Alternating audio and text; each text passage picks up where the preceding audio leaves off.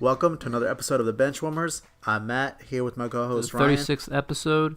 Don't forget to follow us on Twitter at Benchwarmers06. Subscribe to our podcast on Google Play Music, Apple Podcast, SoundCloud, Stitcher, and YouTube. Also, look out for next week's episode, as it will be our NBA preview. On today's episode, we'll be discussing the NHL season, as it's going to be beginning soon. Then we'll be talking about the MLB playoffs. And then we'll be talking about the NFL recap of Week 4 and discussing the top games of Week 5. And we'll be finishing off with our D-Gen picks. The Benchwarmers.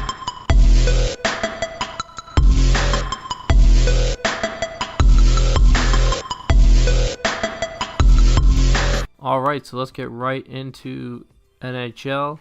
And we're going to start off in the East, talking about the Metropolitan Division, where none other than our Philadelphia Flyers are in. And that's who I'm going with to take this division this year, with the addition of Gritty, who scares the daylights out of me. I think I have nightmares about him since they've shown him. I think that's the only reason they introduced this guy. I think he's going to distract everybody, and that's just going to give the Flyers that edge to somehow win at division. That's literally the only reason I'm picking them. Otherwise, I'd probably be going with Pittsburgh, who's been looking pretty good. But, I think the Flyers got something going on. And, maybe Gritty will scare a bunch of teams, because it sure scares me. Seems like a homer pick there, Ryan, to pick your hometown Philadelphia Flyers. And your... No, again, it was because of the addition of that mascot, man. I tell you, I'm still having nightmares about him. Last time I checked, the mascot doesn't play in the games. But, hey, maybe you could be right. And I hope your daughters haven't seen Gritty, because I'm pretty sure they'll be scarred for life. I keep far away. But for my pick in the Metropolitan Division, I have the defending champs, the Washington Capitals. I think the Capitals, obviously they're a talented team. There's no denying that. They've been pretty much a rock-solid playoff team for basically the past decade, led by Alexander Ovechkin.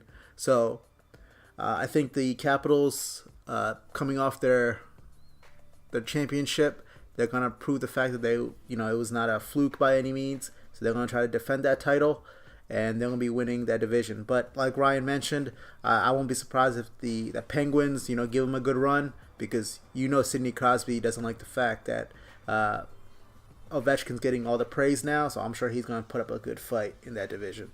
So then we slide over to the Atlantic Division, where I'm going to take Boston, who was a real solid team last year. I think that they've been a solid team the last few years, and I think that they can turn around and knock off the last year's divisional winners in the Tampa Bay Lightning here. I said that I think they've got a better team coming in this year. I don't see Toronto really doing as much this year, so I think they have a little bit less of the competition there. So I think it's going to bump them up and knock off the Tampa Bay Lightning. I do agree the Bruins are pretty good, but I think the Tampa Bay Lightning they're too powerful. They have too much talent, led by Stamkos, Kucherov, Tyler Johnson, and Victor Hedman. They just got too many weapons. I mean, that team just in the regular season last year, they destroyed everybody. I'm pretty sure they had the best record in the East. So I don't think anything without injuries. I just think this team is way too dominant, and I don't see them falling off. I just can't see it happen, Ryan. I think that the Lightning is going to run away with this division. No, fair enough. I mean, I think that's a good synopsis. I mean, Tampa Bay was pretty solid last year and the best, I think. But I think maybe it's their time to fall off here. So let's jump over to the Western Conference, and start with the Central Division, where looking at it, I don't see anybody else who can win the Central Division but divisional winners, and I'm talking about the Nashville Predators. These guys were insane last year. They had a solid team all the way around. As long as no one's getting hurt, I don't see anyone in the Central Division really touching them here. They're going to have somewhat of a closer fight maybe, but for the most part, I see them walking away with the Central Division for the second year in a row. Looks like we finally agree here, Ryan. I agree. I think the Predators will win this division, led by my favorite colored hockey player currently playing, PK Subban. and their goalie Pecorine, definitely one of the best goalies in the league. I think this team is very balanced, I would say, offensively, defensively, and goaltending. So, like Ryan mentioned, I think they're the obvious picks for this division. So we're gonna hop over to the Pacific Division, where, I mean, Matt obviously agreed with me with the Central Division because we think that Nashville's that good. I'm pretty sure he's gonna agree with me here, as in, that's right. I'm talking about the official team of the Benchwarmers. We still support you guys, and I'm talking about none of them, the Vegas Knights. And they may not have been able to win it and take it all the way home. Being as good as they were last year. I don't see them not winning this Pacific Division again this year. Like I said, the team is just as good as it was. I think they've added a couple players in there, but that team is just phenomenal, and I think they're gonna come out on top again. Again, no one close to them in this one. They're winning back-to-back divisional titles here as well. Yeah, I can't go against our team. That wouldn't make any sense. And considering this team won their division, won the conference in their inaugural year, I would be dumb to pick against them. And now another year, they have more chemistry. So I'm not going to pick against them. I hope they do what they did last year, and hopefully this year they win it, because there's not another hockey team besides the Flyers that we support than the Vegas Knights. Moving on to Major League Baseball. We really haven't been talking much in the podcasts about baseball, solely because the Phillies have let us down once again. They've choked down the stretch and did not advance to the playoffs. But man, like a Philadelphia team, isn't it? Yeah, unfortunately. We started out strong. I remember Ryan and I discussing, a few months ago how we were excited to see the team do well and possibly make that playoff push. And then since then, they've fallen off a cliff. So sad.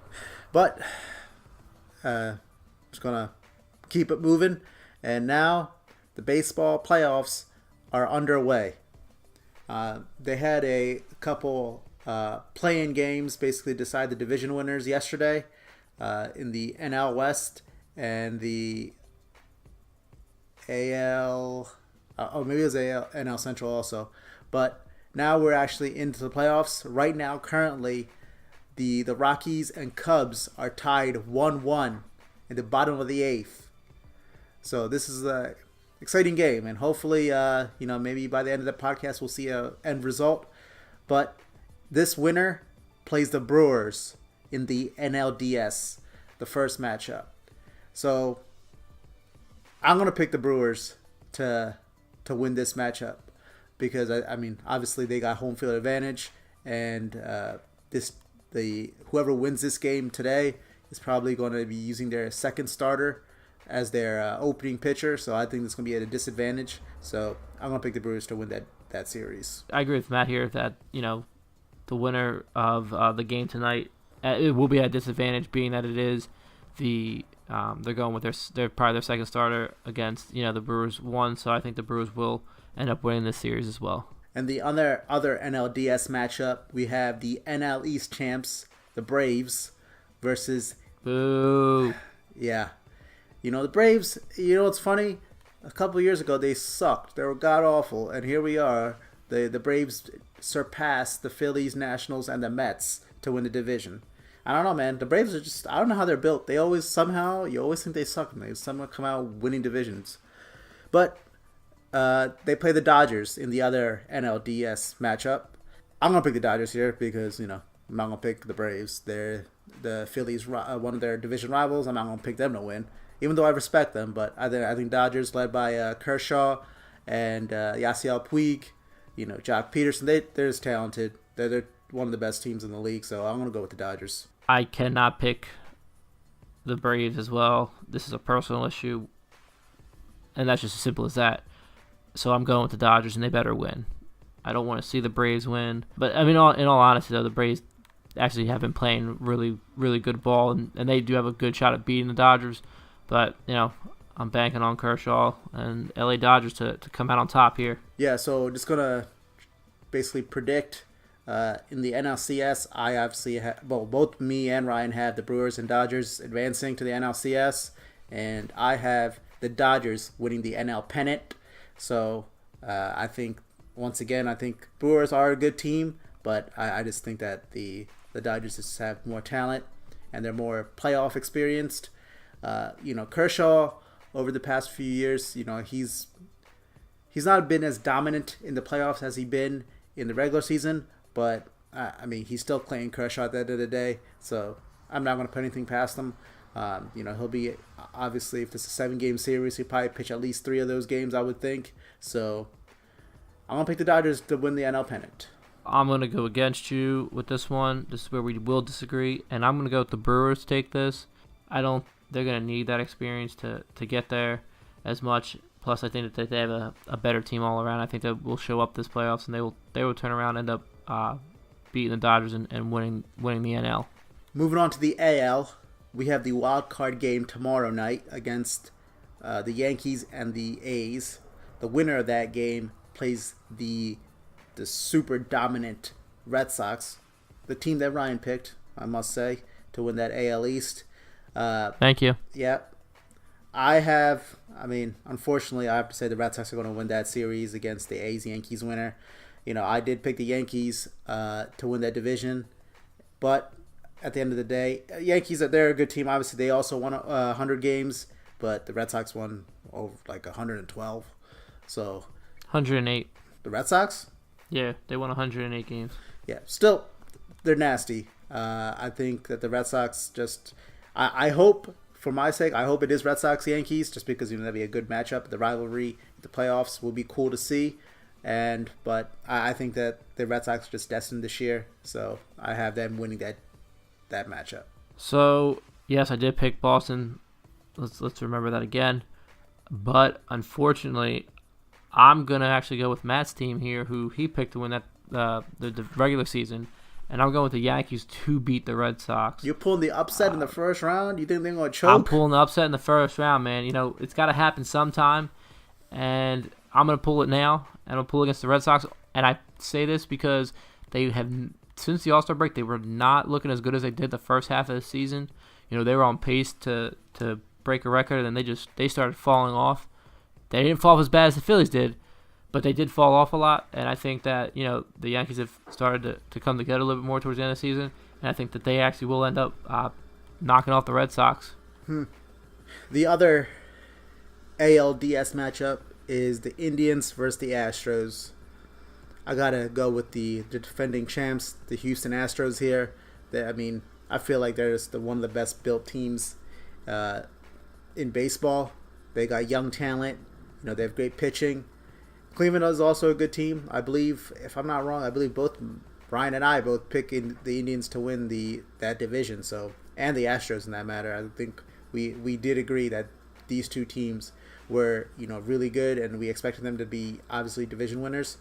Looks like we were right, and they face off each other, but I got the Astros advancing. So I'm just gonna go with myself and go with against you again in the AL. I'm pretty sure this is an upset as well, because I'm pretty sure because Houston was better. They're number 2 seed with they had 103 wins. But I'm gonna go with the Indians here. They've been on a roll. They've been looking really good, and I think that this is their time to take it this year. So I'm going to pick another upset with the Cleveland Indians beating the Astros. So in the ALCS, I have the Red Sox playing the Astros, which I think is going to be a great series. I think it's probably, honestly, I think it might be the 2 best teams in baseball. And I think the winner to continue their great season is going to be Boston. I think Boston's going to be advancing to the World Series. And for my ALCS, I have the Yankees versus the Indians, because I feel the 2 best teams in the AL will not advance, and they will both choke. And I'm going to take the Indians because I think the Yankees just will not have enough at the end of the day. And I think it's Cleveland's time to shine. And my World Series, the Dodgers versus the Red Sox, Boston, LA. Seems like a basketball matchup. But even though I hate to say this because I hate Boston, I hate their fans, and they win a lot, I think this is going to be the year they do it again. I think the Red Sox, they win that World Series. And for mine, I'm going with 2. Who the hell's going to watch this World Series? Milwaukee and Cleveland. I will be watching it if Cleveland's there. I am rooting for Cleveland all the way here. LeBron James will watch. it's Cleveland's time to shine. Boyle, he's in LA now. He may be rooting for the Dodgers. I don't know. He also was a Yankees fan at some point. He's jumps all over the place. True. Hey, listen, no disrespect to him, but he is, but he is a homegrown Cleveland person, so he may be rooting for the Indians as well. But I think it's Cleveland's time to shine. You know, they've been there. They've had some chances to do it in recent years. I think it's their time to get their title finally in baseball. All right, so let's get into the NFL and let's get into some games that are worth talking about in the recap. And it is actually one college football game we're going to talk about here.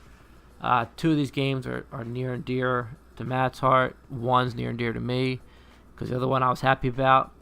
And that's the first game I'm going to talk about here, and that's the Eagles losing to the Tennessee Titans. Congratulations, Tennessee. I think I became a Tennessee fan on Sunday. Well, whoever the Eagles play against, I'm always a fan of them.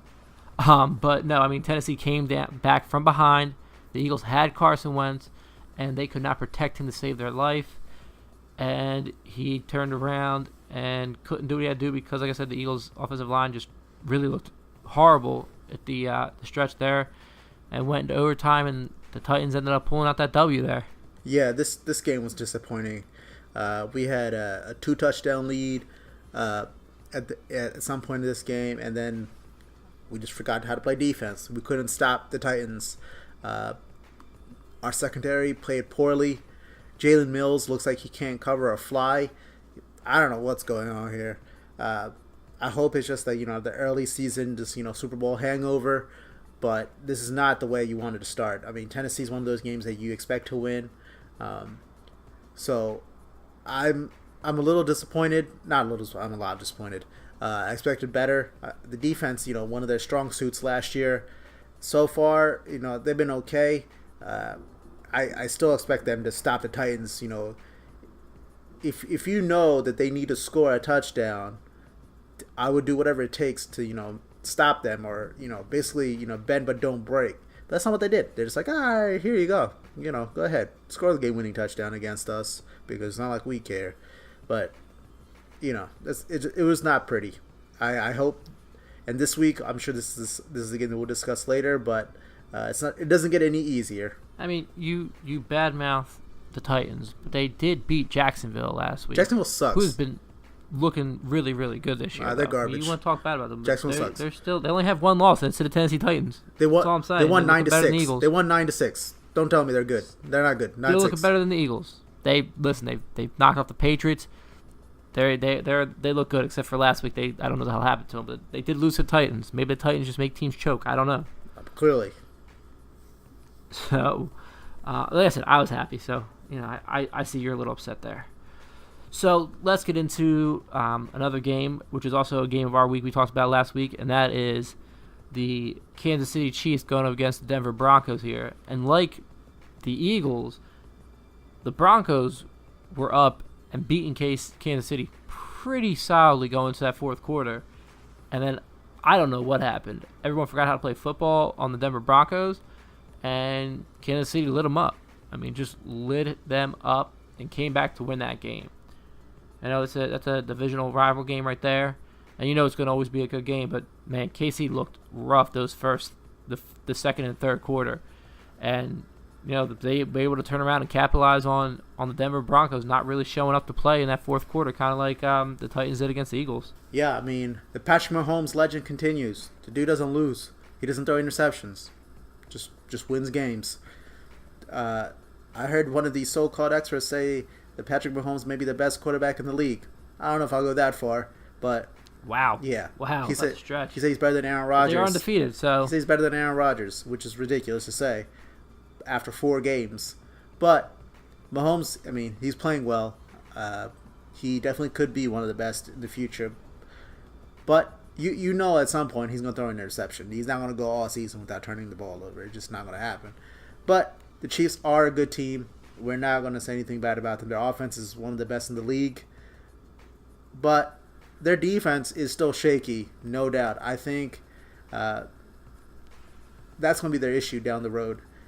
No matter how many points they put up, they're going to have to worry about the defense holding up because they might have to score 30 plus every game just to make sure they got that win because the Broncos offense isn't so great, so they were able to pull that off yesterday. But when it comes to playing tougher teams, I think they're going to have more issues.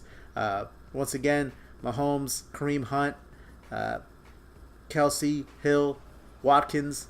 I mean, that offense is too explosive. It's going to be tough for anyone to stop it. So we'll see how that goes. So here is the near and dear game to me, to Matt, and anybody who wanted to see Ohio State lose. Like these other two teams here, Penn State just forgot how to play football and choked again against Ohio State. They blew a just as bigger lead last year, but this was still quite sad. They had this game locked up, and Ohio State said, nope, we're going to come back and win. And that they did in Happy Valley. Everyone in Penn State is crying. Everyone who's on that football team should be disappointed in themselves and should just quit altogether. Just don't even show up and play anymore because that was a disgrace. As a Penn State fan, as an alum, I am more than upset about this loss to Ohio State for multiple reasons. But, you had this game on point. What is it? I'm pretty sure it was, 2 touchdowns, Matt, if I remember correctly, that they were up by? Yes, that is correct. And they blew it. Like, come on now. Like, what the hell are you doing? Going into the fourth quarter. Going into the fourth quarter, mind you. We're talking fourth quarter here. I mean, it's the same thing that Casey did to Denver and the Titans did to the Eagles. They just forgot how to play football in the fourth quarter here. It started on Saturday with Penn State, and it ended Monday with Denver doing the same thing. I don't know. This week was all about blowing the fourth quarter, I guess. I mean, maybe that's the results of the week. Let's show everyone how not to play in the fourth quarter when it matters. Yeah, it looks like Ohio State might be Penn State's kryptonite because somehow in the fourth quarter they blow it. Last year, like Ryan mentioned, they blew another lead. The coach, Franklin of Penn State, he says we got to be better. We're a good team, but we're not elite yet. Yeah, exactly. What happened, bro? Ohio State, we know they're a powerhouse. We know Urban Meyer is a great coach. We know all this. But at the end of the day, Penn State was in that game. They had that win. They were at home. There's no excuses to lose that game. And they had a chance to possibly win that game. They were only down by 1 in that last drive. That 4th and 5, the play call was to run the ball, Ryan. Trace McSorley is your Heisman Trophy candidate player. You took the ball out of his hands to run the ball on 4th and 5 against Ohio State defensive line, who's one of the best in NCAA. It's terrible coaching, terrible play I just don't understand what you're trying to do. Around. Like, fake them out? Like, I don't know. I mean, I thought they would definitely, worst case, maybe do a run-pass option, like have they been all game. But no, they do a straight-up run. They don't even have, basically just take it out of McSorley's hands completely. Doesn't make any sense to me. So... None to me. Don't worry. I'm right there with you. I mean, at least if it was a run pass option, it's like at least McSorley had he makes that decision himself, or if it's a pass, you could be like, all right, you had the ball in your best player's hands. All that made sense to me, but no, they put it in the running backs. Not saying the running backs, it's not his fault. I thought the play call was idiotic. It didn't make any sense to me. For the game on the line, basically a playoff position on the line. You run the ball on 4th and 5. It's not like it was 4th and 1. It was 4th and 5. I don't know. They deserve to lose. It was just, it didn't make any sense to me. So, I don't know how this is going to play out for the rest of the season because I don't see Ohio State losing for the rest of the year. So, I think Ohio State's going to lock up that conference. So, Penn State. Yeah, they put them in the number 3 in the polls too after that win. So. They pretty much got that playoff spot on lock right now. Yeah, they basically got to pray that Ohio State loses 2 games. I don't see that happening. So, yeah, that's all. That's all I have to say about that. Penn State disappointed. I really was hoping Ohio State would get embarrassed and they'd get knocked out because that's what we want. That's what we wanted. Not because I'm a Penn State fan, just because I despise Ohio State. Moving on to our games of the week. We'll start off with the NCAA. Our first game we'll talk about, number 19 Texas versus number 7 Oklahoma. The Red River Shootout. This game is always a rivalry game, so I don't expect this to be a blowout by any means. Both teams are ranked. Both teams have talent. Both teams are coached by relatively young guys who are new to their programs. But I expect this to be a great game. I think this will be there's a reason why we put this in the games to watch. But I think Oklahoma is a more talented team. I think their quarterback, Murray, is, setting the world on fire right now. So that's why I give them the edge, and I got Oklahoma. Who do you have this one, Ryan? So even though this is in Dallas, and so you have a lot more Texas fans, I just think that Oklahoma has a way better all-around team here and will beat Texas. Our next college game, number 5 LSU versus number 2 Florida. Another division matchup, SEC. Both teams, they're known college powerhouses. Florida's playing decent. They obviously lost a game already. LSU, they're LSU. They're they always are in the thick of things, especially in the SEC. I'm going to go with LSU here. I think they're the better team, and they're going to come on top. So, yeah, LSU is undefeated, but I think it's their time to lose here. You're going to Gainesville, Florida to play this game. And, yeah, Florida, they do have that loss in there, and it is in the SEC. I think that this is where they're going to turn around and get a win in the SEC and give LSU their first loss of the season. All right, let's go to the NFL now for our games to watch here. Jacksonville against Kansas City. Basically, their team's strengths match up against each other. KC's offense against Jacksonville's defense. I'll be intrigued to see how this works out. Is Mahomes going to be able to withstand that pressure that Jacksonville provides? Because that D-line of Jacksonville is arguably the best in the league. And we saw yesterday when Denver pressured Mahomes, he didn't look as great as he did. So I'll be intrigued to see how this plays out. I'm hoping that KC possibly puts up points, but I think it's going to be difficult for them to do so.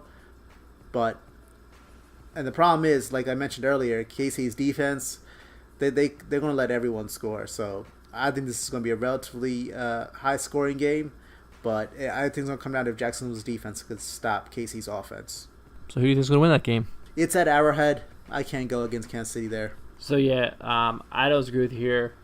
This is going to be a challenge for Mahomes, with Jacksonville having one of the best defenses, if not the best in the league.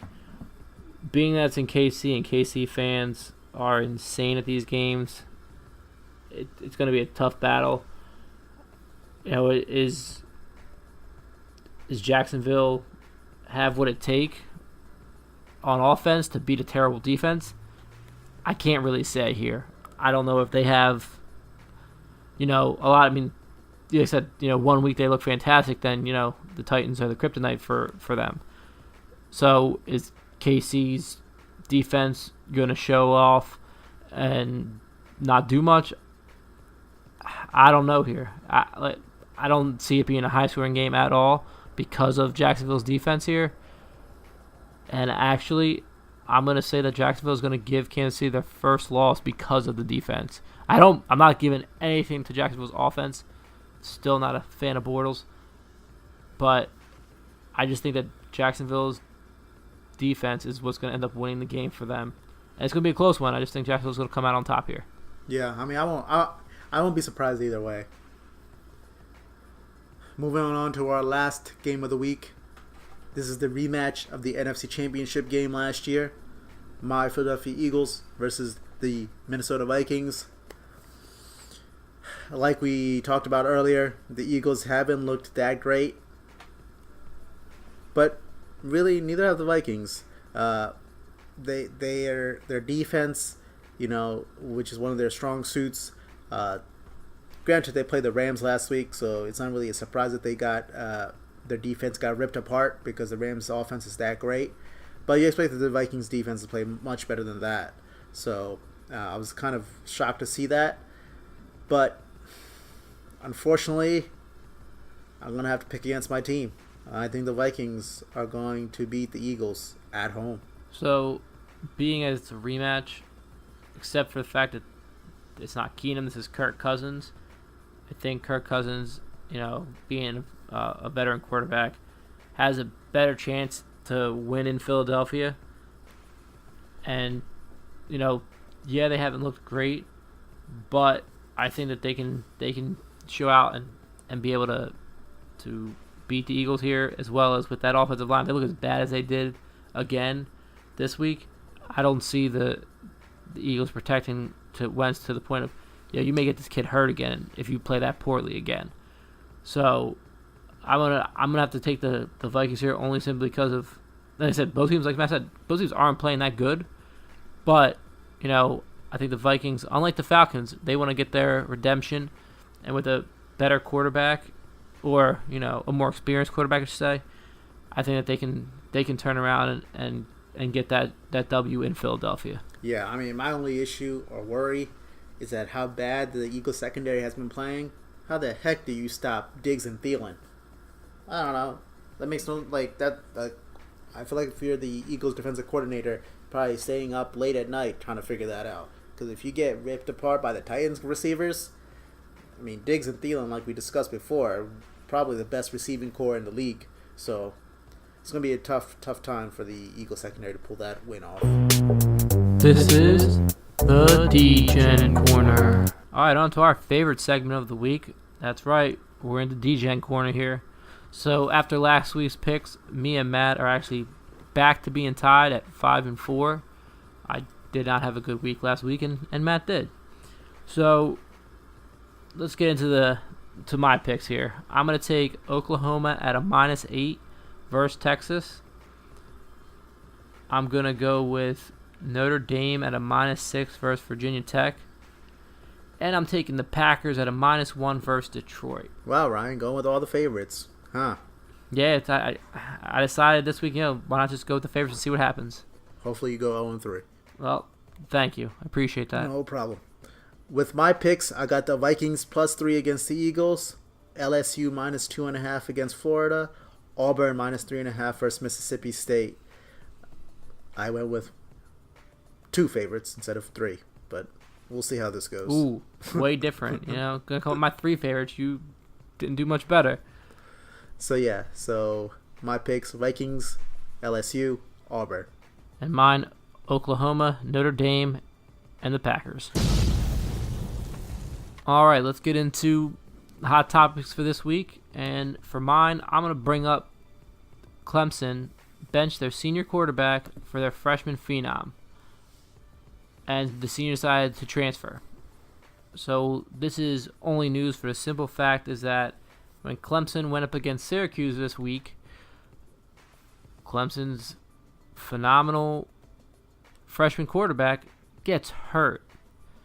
So they lose the guy who's pretty good and turn around and now have nobody but basically their third backup at this point, who is trash beyond belief. But, hey, Clemson still comes out with the W against Syracuse.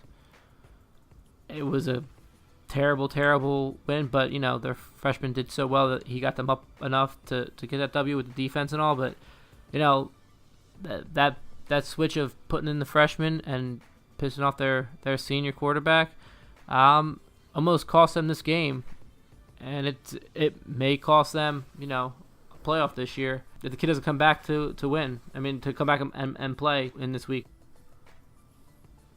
Yeah, I mean, this game, honestly, Syracuse should have won this game. Clemson, basically, they won because they have better talent. That's basically what they came down to. Basically, they're like, we don't have a quarterback. All right, fine, we'll run the ball. And that's what they did. I think their running back had over 200 yards because that's basically what they did. They're just like, we're not going to throw the ball anymore. We're just going to run the ball and just kill you that way. And because it's Syracuse and they're not really a powerhouse by any means in football, they lost. They ended up losing. But they definitely had their opportunity to win, and they just blew it. They could have made another upset and basically screwed Clemson over, because I'm pretty sure that loss to Syracuse would have knocked them out of playoff contention. But Clemson did what they needed to do, and they pulled it off.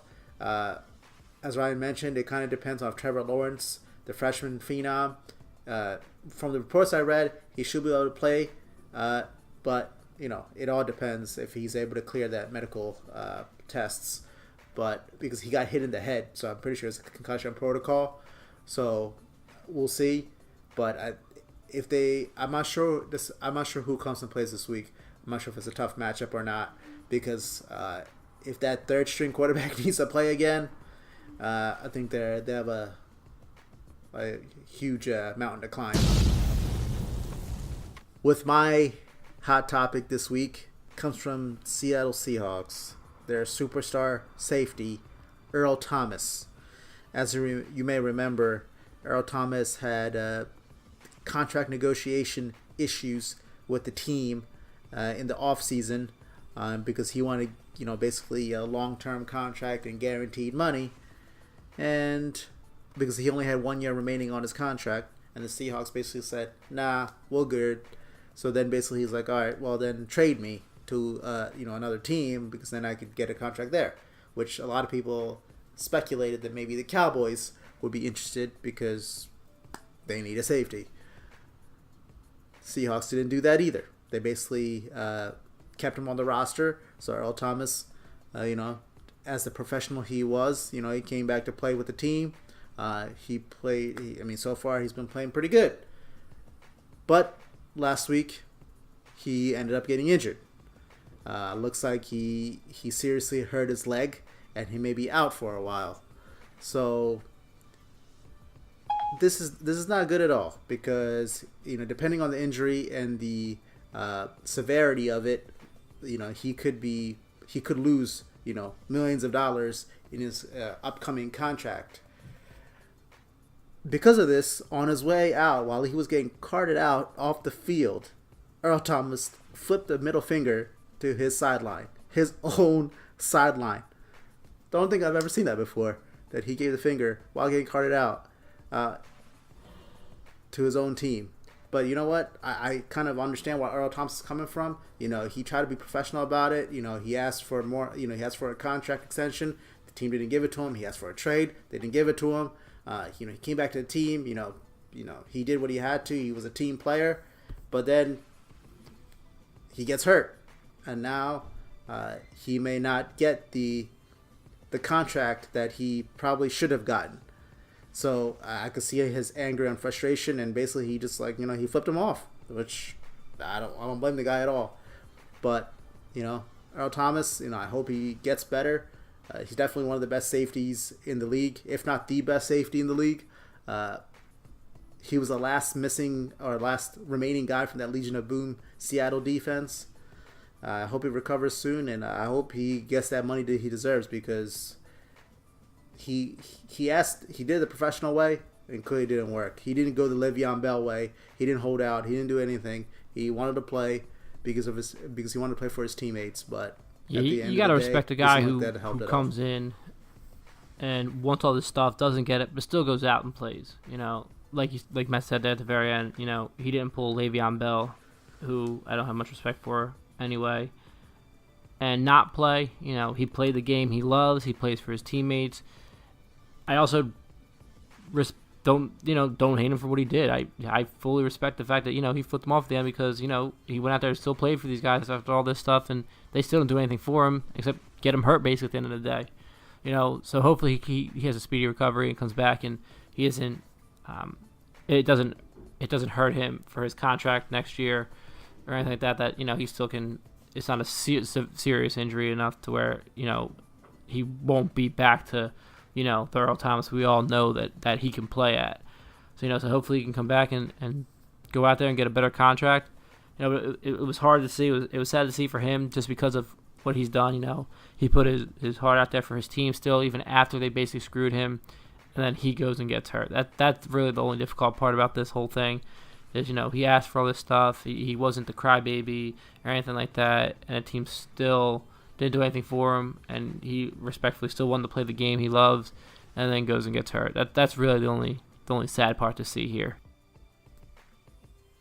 Well, quick update: the Rockies-Cubs game still 1-1. 10th inning. Cole Hamels came to pitch in relief. Our old Philadelphia Phillies pitcher. So, the game's still not over. That's all we have for this week's episode of the Benchwarmers. Please subscribe to our podcast on Google Play, Apple Podcasts, SoundCloud, Stitcher, and YouTube. You can follow us on Twitter at Benchwarmer06. Stay tuned for our next episode, which is our NBA preview. See you guys next week. The Benchwarmers.